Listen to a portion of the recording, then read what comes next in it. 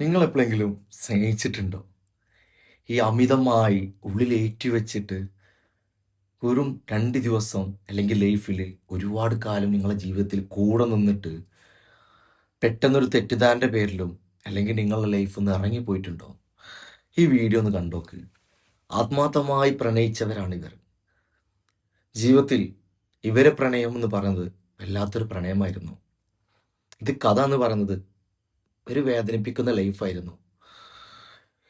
ഇവർ ആത്മാർത്ഥമായി പ്രണയിച്ച സമയത്ത് ഇവർ അടിപൊളിയായിരുന്നു. പിന്നീട് അവൻ്റെ ഭ്രാന്തമായ ആ പ്രണയം വല്ലാതെ അവനെ ഭ്രാന്താക്കി. പിന്നീട് എന്തോ ഒരു പ്രശ്നത്തിൻ്റെ പേരിൽ അവർ രണ്ടുപേര് പിരിഞ്ഞുപോയി.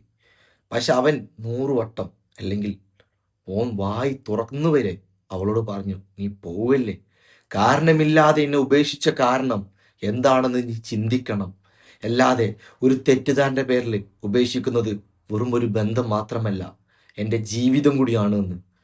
അത് അവൾ കേട്ടില്ല.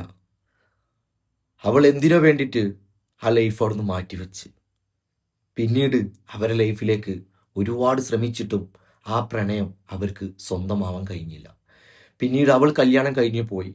അവളെ ലൈഫിലേക്ക് ഒരു കുഞ്ഞു കുട്ടി വന്നും ചെയ്തു. ആ പെൺകുട്ടിയാണ് പിന്നീട് ആ ലൈഫിൽ അവനെ കാണിച്ചു കൊടുക്കുന്നത്.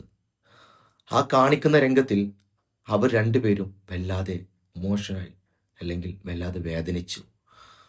ആ വേദനകൾ അവർക്ക് പറയാൻ വാക്കുകളില്ലാത്ത വേദനകളായിരുന്നു. പേരെടുത്ത് വിളിച്ചു, അവൻ വിളി കേട്ടില്ല. അവനക്കും അപ്പോഴും അവൾ കൊടുത്ത ഒരു കൈച്ചേന് പോലുള്ള എന്തൊരു വള മാത്രമായിരുന്നു അവൻ്റെ ഓർമ്മകളിൽ ഉണ്ടായിരുന്നത്.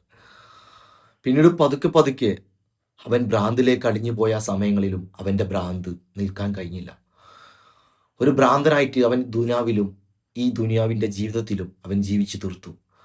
ആരും അവനെ മനസ്സിലാക്കില്ല.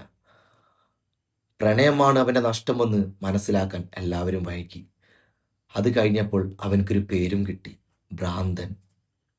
പ്രണയിച്ച് തോറ്റ് കിട്ടാതെ പോയതിടത്തുനിന്ന് അവനക്ക് വന്നൊരു പേരാണ് ഭ്രാന്തൻ.